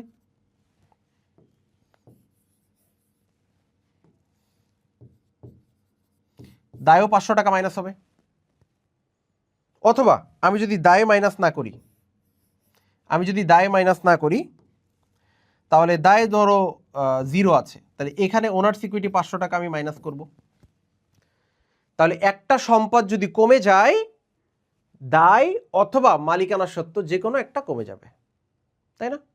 তাহলে আমাদের 2 নম্বর লজিকটাও ঠিক আছে, যে মোট সম্পদ কমলে মোট দায় অথবা মালিকানা সত্ত্ব কমবে। সম্পদ কমে গেলে দায়ও কমবে অথবা মালিকানা সত্ত্ব যে কোনো একটা কমবে, বা দুইটাই কমতে পারে। একটি সম্পদ বাড়লে অপর একটি সম্পদ কমবে, এটা গুরুত্বপূর্ণ, আমি এটাও একটু দেখাচ্ছি।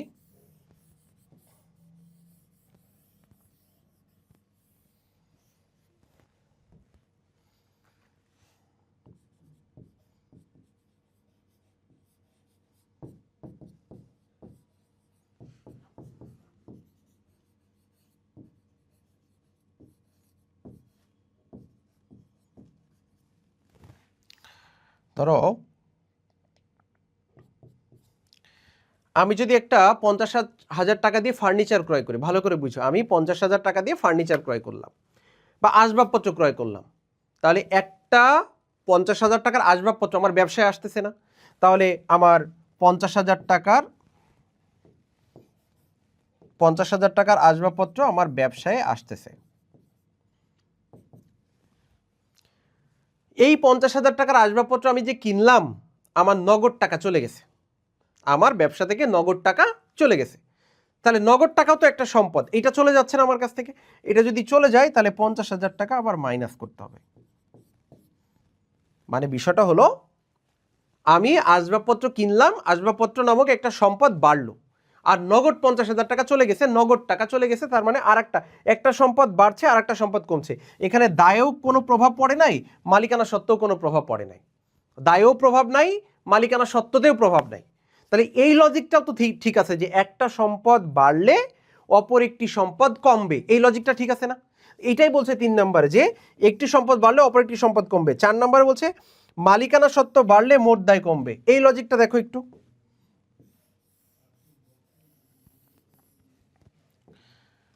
বলছে মালিকানা সত্ত্ব যদি বাড়ে, ধরো মালিকানা সত্ত্ব 200 টাকা বাড়লো, মালিকানা সত্ত্ব 200 টাকা বাড়লো, মালিকানা সত্ত্ব যদি বাড়ে, তাহলে বলছে যে মালিকানা সত্ত্ব বাড়লে মোট দায় কমবে। আমি যদি সম্পদে 0 লিখি, যে সম্পদে কোনো পরিবর্তন হয় নাই, মালিকানা সত্ত্ব বাড়ছে, এখন 2 পাশ সমান করতে গেলে ওখানে প্লাস 200 টাকা, আমি যদি এইখানে একটা মাইনাস 200 টাকা না দেই, তাহলে কি মিলবে? আমি যদি মাইনাস 200 টাকা দেই, তাহলে এই দায়, এটা মাইনাস, মালিকানা সত্ত্ব এটা প্লাস, আলটিমেটলি 0 হয়ে যায় না? আলটিমেটলি 0 হয় না? তাহলে 2 পাশ সমান হয়ে গেল, এই পাশেও 0 ওই পাশেও 0, তার মানে মালিকানা সত্ত্ব যদি বাড়ে তাহলে দায় কমতে হবে। এই লজিকটাও ঠিক আছে, মালিকানা সত্ত্ব বাড়লে দায় কমতে হবে। আবার যদি উল্টা করে বলি যে স্যার দায় যদি বাড়ে মালিকানা সত্ত্ব কমে, তাও ঠিক আছে। আমি যদি মাইনাসটা এখানে না দিয়ে এই পাশে দেই মালিকানা সত্ত্বতে, আর ওই 200 টাকা যদি এখানে দেই, দায়ে দেই, তাও ঠিক আছে। যে দায় যদি বৃদ্ধি পায় মালিকানা সত্ত্ব হ্রাস পায়, উল্টাও হইতে পারে, ওইটাও ঠিক আছে। তার মানে এই সমীকরণটা অনেক রকম ভাবেই প্রমাণ করা যেতে পারে। যেমন পরেরটা দেখো, মালিকানা সত্ত্ব কমলে মোট দায় বাড়বে। এই যে একটু আগে যেটা বললাম, যদি আমি উল্টা করে লিখি, আমি 200 টাকা এখানে মাইনাস না দিয়ে আমি যদি এরকম ভাবে যাই যে এইখানে 200 টাকা প্লাস আর এইখানে 200 টাকা মাইনাস, তারপরেও কিন্তু আলটিমেটলি মিলবে। পরেরটা বলছে মালিকানা সত্ত্বের একটি উপাদান বাড়লে অপর একটি উপাদান কমবে। মালিকানা সত্ত্বের একটি উপাদান বাড়লে অপর একটি উপাদান কমবে। ওই যে যেটা শিখালাম, এটাই, যে যদি একটা বৃদ্ধি পায় আর একটা কমবে। আচ্ছা, এটা তো ছিল দায়ে, মালিকানা সত্ত্বটাও একটু দেখাই দেই। মালিকানা সত্ত্বটা তুমি যদি দেখতে চাও, ধরো সম্পদেও 0, দায়েও 0, শুধু মালিকানা সত্ত্বের প্রভাব। তো শুধু মালিকানা সত্ত্বের প্রভাবটা কিভাবে হবে? ধরো এখানে 2000 টাকা প্লাস, আবার 2000 টাকা মাইনাস, এরকম হতে পারে যে মালিকানা সত্ত্বের একটা বাড়ছে একটা কমছে, আলটিমেটলি তারপরেও তো জিরো দুই পাশ। তাহলে এই যে ছয়টা নিয়ম কিভাবে আমাদের হিসাব সমীকরণে প্রভাব দেখা যাচ্ছে, এই 6টা নিয়ম, এইটা তোমরা বুঝতে পেরেছো কিনা আমাকে একটু কমেন্টস করে সবাই জানাও যে স্যার এই জিনিসটা বুঝেছো কিনা, একটু কমেন্টস করো দেখি সবাই। এখান থেকে যদি কোনো প্রভাব আসে তুমি পারবা কিনা এই প্রভাবগুলো, কারণ এর এমসিকিউ আকারে আসবে এগুলো, তোমার তো পারবা কিনা তুমি একটু কমেন্টস করো দেখি।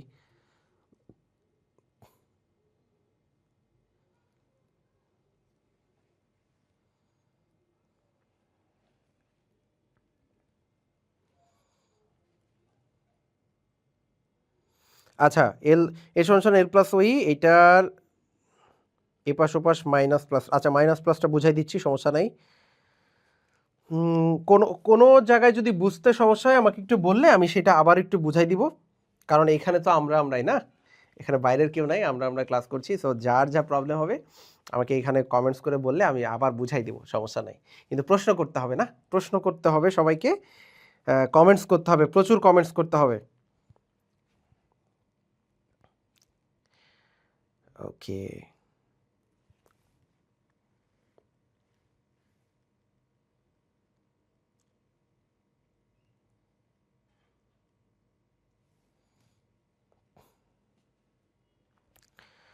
আচ্ছা মুক্তা কমেন্টস করেছে, বুঝেছে। এরপরে সেলিম আহমেদ বুঝেছে, রোজা বলেছে যে সব বুঝেছি, সুস্মিতা বলছে যে হ্যাঁ স্যার বুঝেছি। আচ্ছা, তাহলে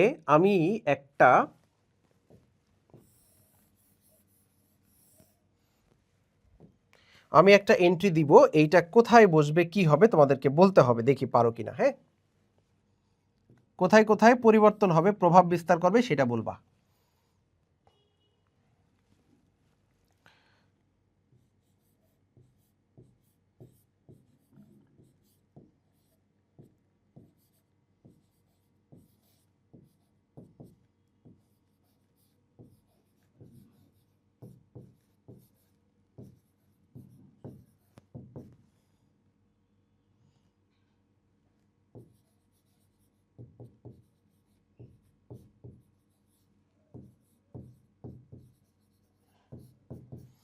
বাকিতে একটি ল্যাপটপ ক্রয় যার মূল্য ৭০,০০০ টাকা, এটা হিসাব সমীকরণের কোথায় প্রভাব ফেলবে বলতে হবে।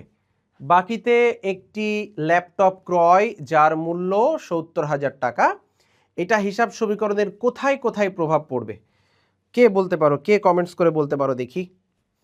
বাকিতে একটি ল্যাপটপ ক্রয় যার মূল্য ৭০,০০০ টাকা, এই যে সম্পদ সমান সমান দায় প্লাস মালিকানা সত্ত্ব, কোনটা বাড়বে কোনটা কমবে আমাকে একটু বলো। দুই পাশ কিন্তু সমান করতে হবে। হ্যাঁ, কমেন্টস করে বলো তো দেখি কোনটা বাড়বে কোনটা কমবে, কে কমেন্টস করতে পারো আমি একটু দেখি।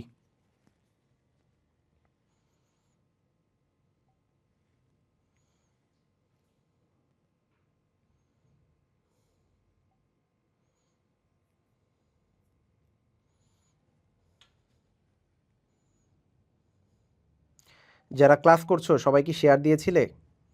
এই শেয়ার দিতে কি টাকা পয়সা লাগে? তোমরা যে শেয়ার দাও না, কষ্ট লাগে শেয়ার দিতে? একদম ওই শেয়ার বাটনে একটা প্রেস করে ধরে রাখো, তাইলেই তো হয়। কে বলতে পারবা একটু কমেন্টস করো দেখি, কে বলতে পারছো সুন্দর করে।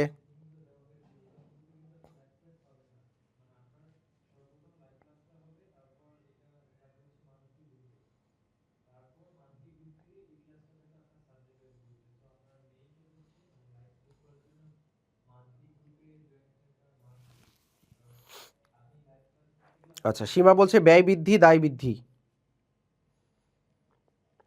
সীমা বলছে ব্যয় বৃদ্ধি পাচ্ছে দায় বৃদ্ধি পাচ্ছে। ফায়জা বলছে এলতে বাড়বে এতে বাড়বে। মুক্তা বলছে স্যার সম্পদ আর পাওনাদার মনে হয়। সীমারটা হয় নাই, সীমা এখানে কিন্তু ব্যয় নাই। ব্যয় নাই কেন জানো? ল্যাপটপ যে কিনতেছি না, এটা সম্পদ। ল্যাপটপ তো একটা সম্পদ, ল্যাপটপ তো ব্যয় হতে পারে না, ল্যাপটপ একটা সম্পদ, তাহলে এটা সম্পদ বাড়বে, অ্যাসেট বাড়বে, তাই না? ঠিক আছে,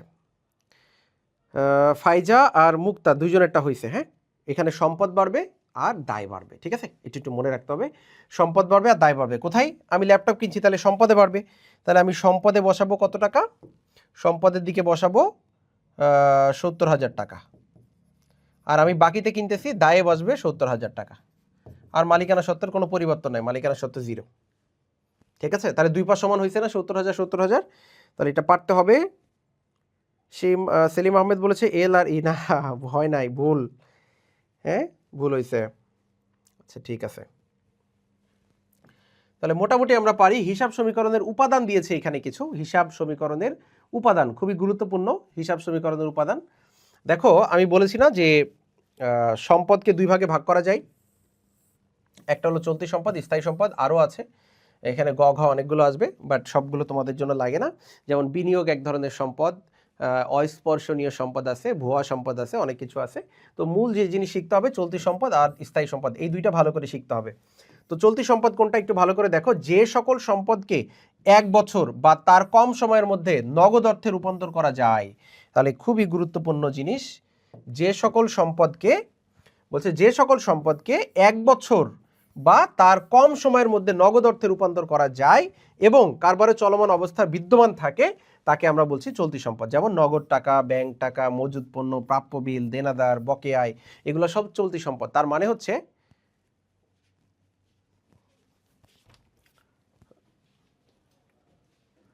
আচ্ছা স্ক্রিন দেখা যাচ্ছে না, না একটু ওয়েট করো 30 সেকেন্ড।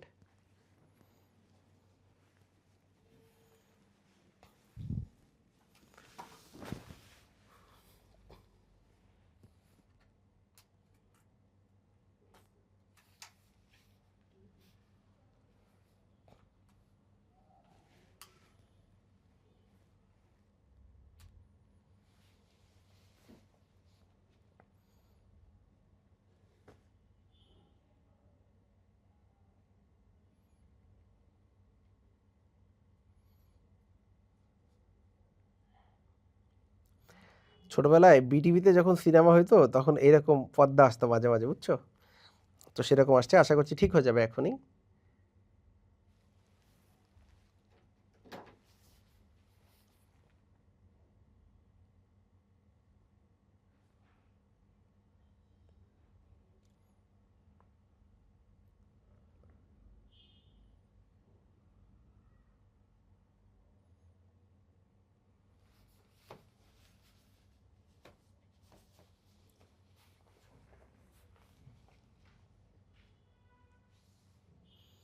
ওকে, একটু কমেন্টস করে জানাও যে স্ক্রিন দেখা যাচ্ছে কিনা, সাউন্ড ঠিক আছে কিনা। সবাই একটু কমেন্টস করে জানাই স্ক্রিন দেখা যাচ্ছে কিনা, সাউন্ড ঠিক আছে কিনা।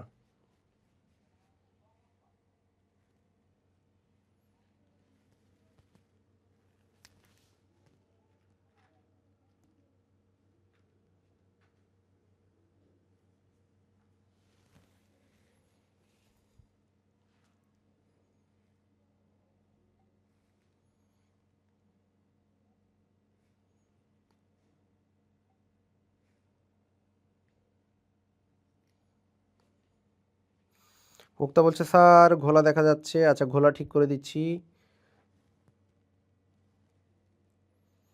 সব ঠিক আছে না? এবার একটা ফাইনাল কমেন্টস করে দাও যে সব ঠিক আছে কিনা। ওকে, যেটা বলছিলাম যে এখানে চলতি সম্পদ, স্থায়ী সম্পদ, তাহলে চলতি সম্পদটা কি? যে 1 বছর বা তার কম সময়ের মধ্যে নগদ অর্থে রূপান্তর করা যায়। 1 বছর বা তার কম সময়ের মধ্যে নগদ অর্থে রূপান্তর করা যায়, এটাকে আমরা বলছি চলতি সম্পদ। কি কি? নগদ টাকা, ব্যাংক টাকা, মজুদ পণ্য, প্রাপ্য বিল, দেনাদার, বকেয়া, এগুলো সব চলতি সম্পদ। ঠিক আছে। আর স্থায়ী সম্পদ 1 বছরের অধিক সময় ব্যবহৃত হয় এমন সম্পদকে দীর্ঘমেয়াদী বা স্থায়ী সম্পদ বলে। যেমন কি কি? ভূমি বা দালান কোঠা। আমি যদি একবার জমি বা ভূমি কিনি, এটা কি 1 বছরের মধ্যে আবার বিক্রি করে দিব? না, এটা দীর্ঘদিন আমি ব্যবহার করবো, 1 বছরের বেশি সময়। যন্ত্রপাতি, আসবাবপত্র, এগুলো সব কিন্তু 1 বছরের বেশি সময়। ঠিক আছে। তারপরে সুনাম, অফিস সরঞ্জাম, প্রত্যেকটা কিন্তু এক একটা সম্পদ।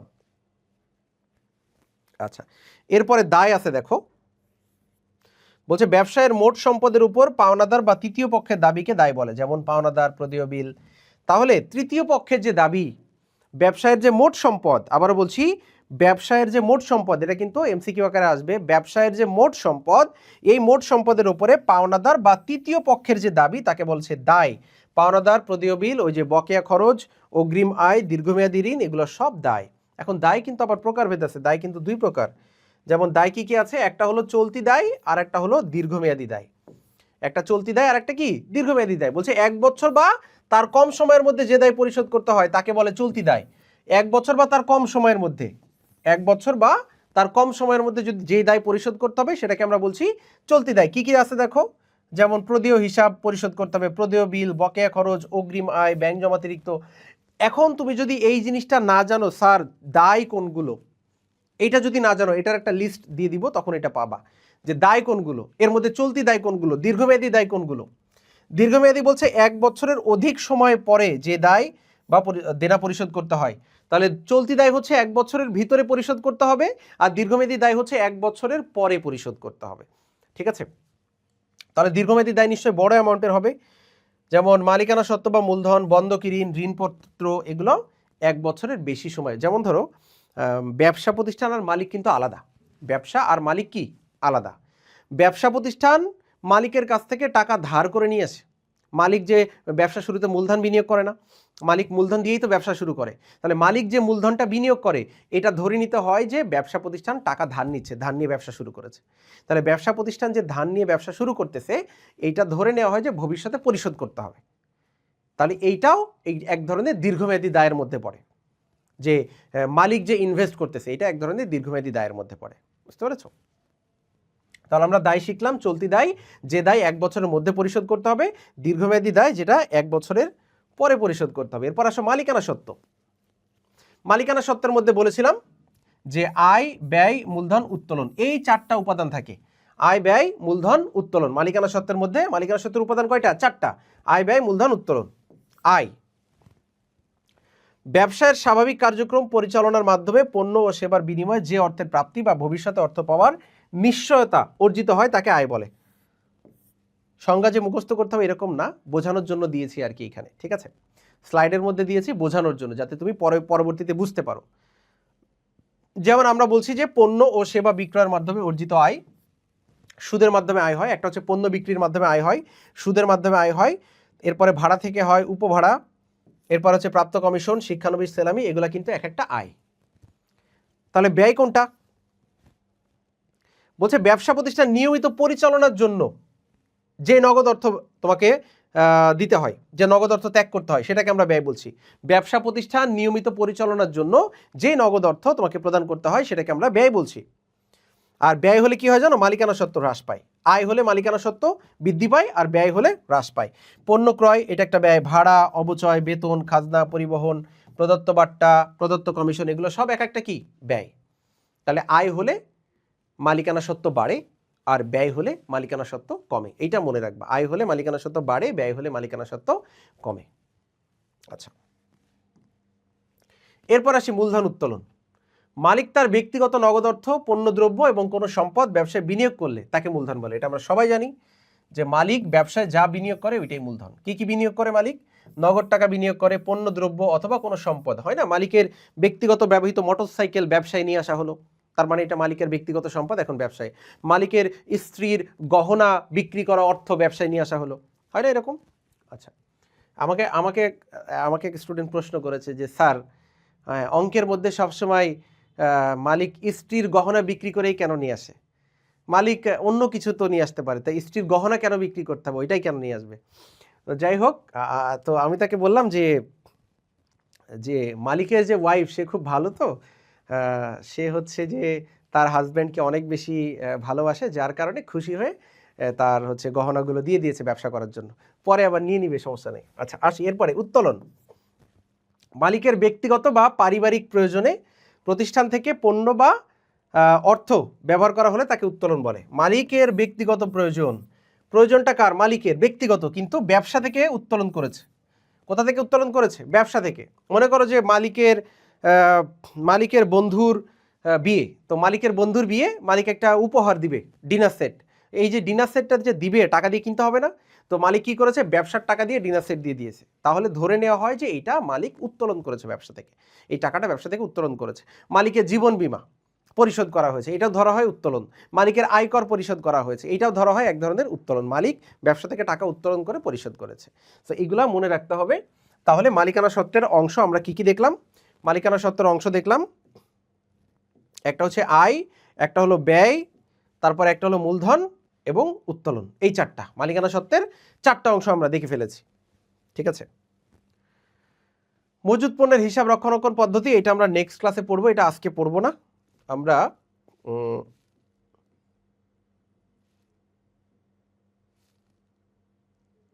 আচ্ছা, মালিকানা সত্ত্বের যে বিষয়টা, তাহলে মালিকানা সত্ত্বের মধ্যে এর মধ্যে চারটা এন্ট্রি আসে, একটা হচ্ছে আয়, ব্যয়, মূলধন, উত্তোলন। আমাকে বলতে হবে কমেন্টস করে যে কোনটা কোনটা মালিকানা সত্ত্ব, মানে আয় হলে কি মালিকানা সত্ত্ব বৃদ্ধি পায় না হ্রাস পায়, ব্যয় হলে মালিকানা সত্ত্ব বৃদ্ধি পায় না হ্রাস পায়, মূলধন হলে মালিকানা সত্ত্ব বৃদ্ধি পায় না হ্রাস পায়, উত্তোলন হলে মালিকানা সত্ত্ব বৃদ্ধি পায় না হ্রাস পায়। আগে বলবা আয় আর ব্যয়, কোনটা হলে মালিকানা সত্ত্ব বৃদ্ধি পায়, কোনটা হলে মালিকানা সত্ত্ব হ্রাস পায়, বলো তো আয় ব্যয়ের মধ্যে কোনটা মালিকানা সত্ত্বকে বাড়ায় আর কোনটা মালিকানা সত্ত্বকে কমায়? একটা কমেন্টস করো দেখি, পারো কিনা।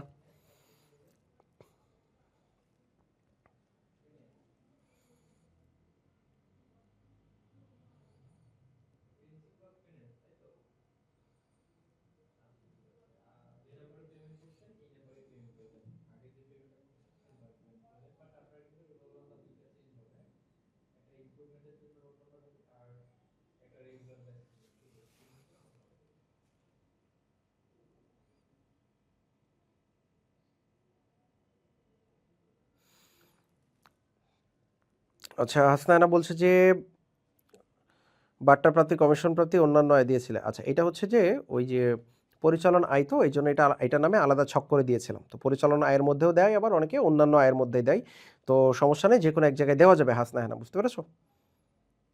আচ্ছা, একটু কমেন্টস করি দ্রুত সবাই, দেখি বুঝতে পেরেছি কিনা। আয় হলে মালিকানা সত্ত্ব বাড়ে নাকি কমে, ব্যয় হলে মালিকানা সত্ত্ব বাড়ে নাকি কমে, এই কমেন্টসটা চাচ্ছি, দেখি পারো কিনা।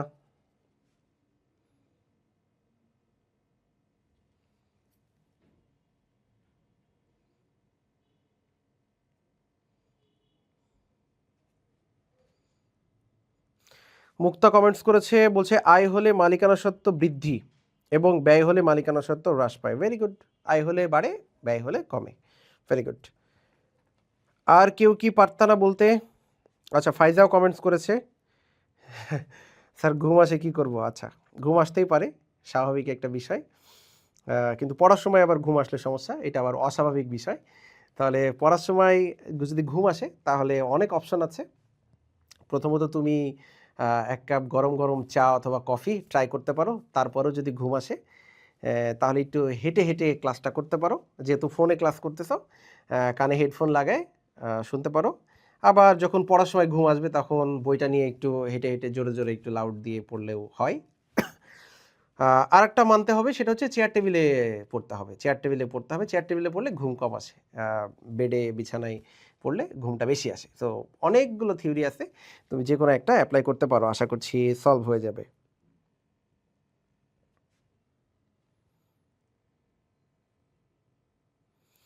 সুস্মিতা বলেছে আয় হলে বৃদ্ধি পায়, ব্যয় হলে হ্রাস পায়। ওকে, ভেরি গুড।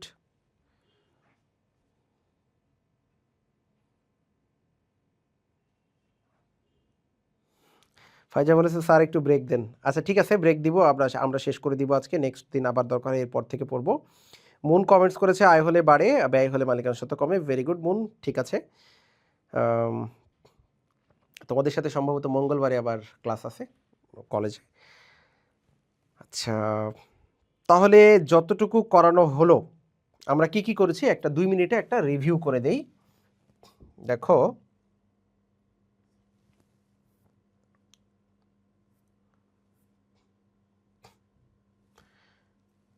আমরা প্রথমে দেখিয়েছিলাম আজকে লেনদেন। হ্যাঁ, আমরা প্রথমে শিখেছিলাম লেনদেন, মানে লেনদেন হচ্ছে গ্রহণ ও দান বা আদান প্রদান। ওকে, লেনদেনের বৈশিষ্ট্য শিখেছিলাম, অর্থের মাপকাঠিতে পরিমাপযোগ্য, আর্থিক অবস্থার পরিবর্তন, এরপরে দ্বৈত সত্তা, স্বয়ংসম্পূর্ণ, দৃশ্যমান অদৃশ্যমান, এগুলো ছিল বৈশিষ্ট্য। ঠিক আছে, এরপরে ছিল প্রামাণ্য দলিল আর প্রকৃত দায়, এগুলো ছিল লেনদেনের বৈশিষ্ট্য। তোমাকে এমসিকিউ আসতে পারে নিচের কোনটি লেনদেনের বৈশিষ্ট্য নয়, নিচের কোনটি লেনদেনের বৈশিষ্ট্য নয়, এভাবে প্রশ্ন করতে পারে।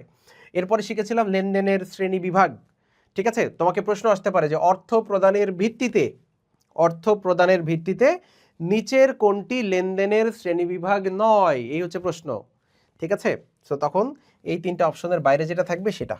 ওকে, আমরা এটা শিখেছিলাম। এরপরে চালান শিখেছিলাম, চালান কে প্রস্তুত করে? বিক্রেতা প্রস্তুত করে। ক্যাশ মেমো শিখেছিলাম, কে প্রস্তুত করে? বিক্রেতা প্রস্তুত করে। ক্যাশ মেমো এবং চালান থেকে কোনটা মাইনাস করতে হয়? কারবারি বারটা মাইনাস করতে হয়। এমসিকিউ মুখস্থ করে ফেলবা। হিসাবের মৌলিক সমীকরণ কোনটা? অ্যাসেট সমান সমান লায়াবিলিটিস প্লাস ওনার্স ইকুইটি। হিসাবের বর্ধিত সমীকরণ কোনটা? যে এই যে সম্পদ সমান সমান দায় প্লাস মূলধন প্লাস আয় মাইনাস খরচ মাইনাস উত্তোলন। দেখেছো এখানে আয়টা যোগ হয়, তার মানে আয় হলে মালিকানা সত্ত্ব বৃদ্ধি পায়, আর খরচ হইলে মালিকানা সত্ত্ব কি হয়? হ্রাস পায়। উত্তোলন হইলে হ্রাস পায়, আর মূলধন হইলে বৃদ্ধি পায়। তাহলে এগুলো মনে রাখতে হবে, ঠিক আছে। এগুলো মনে রাখতে হবে, মূলধন বৃদ্ধি পায়, আয় হলে বৃদ্ধি পায়, ব্যয় হলে খরচ হইলে হ্রাস, উত্তোলন হইলে হ্রাস। হ্যাঁ, এগুলো মনে রাখতে হবে। এমসিকিউতে এইটা দিয়ে তোমাকে এমসিকিউ প্রশ্ন করবে এবং এইটা অনেকে ভুল করে, সো এই জায়গাটাই খুব সাবধান, ঠিক আছে। তারপরে শিখিয়েছি হিসাব সমীকরণের উপাদান। এর মধ্যে আমরা শিখেছি চলতি সম্পদ, স্থায়ী সম্পদ, চলতি দায়, স্থায়ী দায়, দীর্ঘমেয়াদী দায়। এরপরে মালিকানা সত্ত্বের অংশ শিখেছি, আয়, ব্যয়, মূলধন, উত্তোলন। এই বিষয়গুলো আমরা সব শিখে ফেলেছি। মজুদ পদ্ধতি আমরা নেক্সট দিন শিখব। তাহলে এখন তুমি আমাকে বলো যে আজকের এই ক্লাসটা তুমি পুরোটা বুঝতে পেরেছো কিনা। আমি একটু কমেন্টস পড়বো, আজকের ক্লাসটা ঠিকঠাক মতো বুঝতে পেরেছো কিনা একটু দ্রুত কমেন্টস করে ফেলি। হ্যাঁ, সুস্মিতা বলছে স্যার উপভাড়া মানে কি? ধরো তুমি একজন বাড়িওয়ালা, তুমি তোমার বাড়ি ভাড়া দিয়েছো, তাহলে ভাড়া দেওয়ার পরে যে তুমি আয়টা পাবা, ভাড়া দিয়ে যে ভাড়াটা পাবা, এই ভাড়াটা হচ্ছে তোমার আয়, এটা হচ্ছে একটা উপভাড়া। মোন আহমেদ বলছে ঠিক আছে স্যার। সুস্মিতা বলছে যে এখন ঠিক আছে, বাট আপনি কই? আচ্ছা আমি আছি তো, ওই যে লেখা ঘোলা বোঝা যায় না। আবার লেখা প্রবলেম হয়েছে? না ঠিক আছে তো, লেখা মনে হচ্ছে ঠিক আছে। তো বলো, একটা কমেন্টস করে দাও আজকের ক্লাস বুঝতে পেরেছো কিনা। সবার কাছ থেকে একটা কমেন্টস আশা করছি, সবাই একটা কমেন্টস দিয়ে দাও আজকের ক্লাস বুঝতে পেরেছো কিনা। আর রুটিন তো পেয়েছো তোমরা না? নেক্সট কবে কবে ক্লাস নিব রুটিন পাইছো না সবাই? শিডিউল পাইছো না? আগামীকালকেও তো ক্লাস আছে, যদিও আমার ক্লাস নাই, অন্য সাবজেক্টের ক্লাস আছে, বাট ক্লাস কিন্তু আছে। ওই রুটিন অনুযায়ী কিন্তু রেগুলার ক্লাস হবে। হ্যাঁ,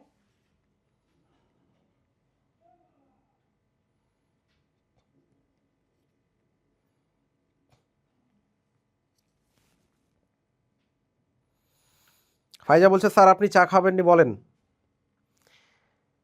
চা ক্লাস শেষ করে খাবো। ওকে, আচ্ছা। মুক্তা বলছে যে হ্যাঁ স্যার অনেক সুন্দর করে বুঝেছি। আমরা কিন্তু এখনো অঙ্কেতে যাইনি। হ্যাঁ, এখনো অঙ্কে আমরা যাইনি। আমরা এখন চ্যাপ্টার সম্পর্কে একটু বোঝার চেষ্টা করছি যে এই চ্যাপ্টারে কী কী কন্টেন্ট আছে, কী কী জিনিস আছে। হ্যাঁ, এমসিকিউ কীভাবে আসতে পারে, এই বিষয়গুলো আমরা থিওরিটিক্যালগুলো একটু ভালো করে যদি বুঝি, তখন অঙ্কে গেলে অঙ্ক ধরা সহজ হবে। হ্যাঁ, এই জন্য আমরা অঙ্কে যাব।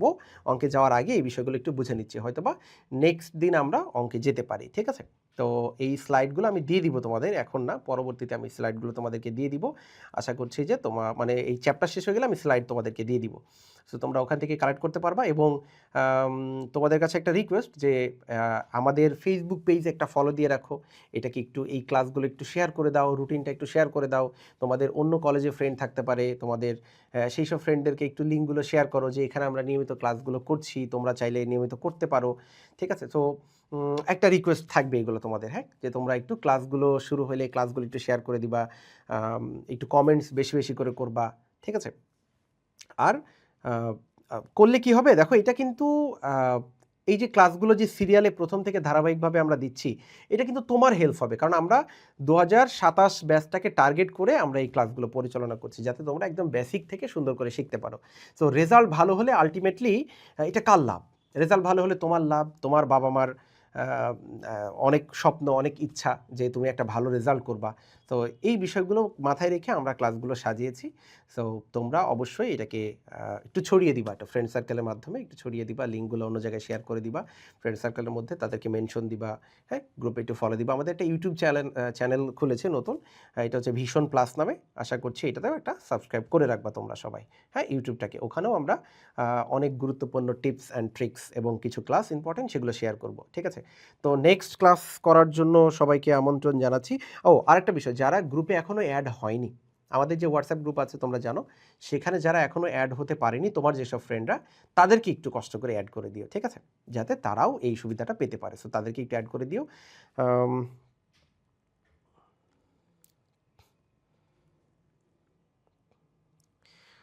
ওকে, মুন বলছে জি স্যার বুঝছি সব। সুস্মিতা বলছে স্যার অনেক ভালো লাগছে আপনার ক্লাসটা, থ্যাংক ইউ। ফাইজা বলছে যে ওকে স্যার অনেক ভালো বুঝিয়েছেন, ধন্যবাদ। ঠিক আছে, তো সবাই ভালো থাকো। আজকের মতো আমরা এখানেই ক্লাসটা শেষ করে দিচ্ছি। আগামী ক্লাসে দেখা হবে ইনশাল্লাহ সবার সাথে। আরও বেশি সংখ্যক পার্টিসিপেন্ট তখন জয়েন করবে, তোমরা যদি হেল্প করো তো, ঠিক আছে? তো সবাই ভালো থাকো, আল্লাহ হাফেজ, আসসালামু আলাইকুম।